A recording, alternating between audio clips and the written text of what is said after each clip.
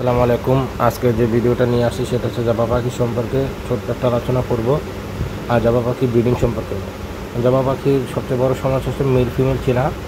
যারা male female চিনেন না তারা ব্রিডিং করাতে পারে না। দেখা যাচ্ছে দুইটা মেল বা দুইটা ফিমেল একসাথে জোড়া দিয়ে রাখেন, যার কারণে তারা ব্রিড করতে পারে না।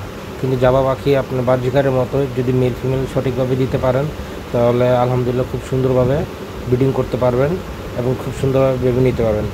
আর জাবা পাখি 7 থেকে 8 মাস বয়সে এরা জোড়া নেয় বা জোড়া দিলে এরা ব্রিডিং করে। আর জাবা পাখির খাবারের ভিতরে হচ্ছে চীনা কাউন, সূর্যমুখীর বীজ এবং পোলাও চালের ধান, এই 3টা খাবার দিলে জাবা পাখি অনায়াসে ব্রিডিং করে।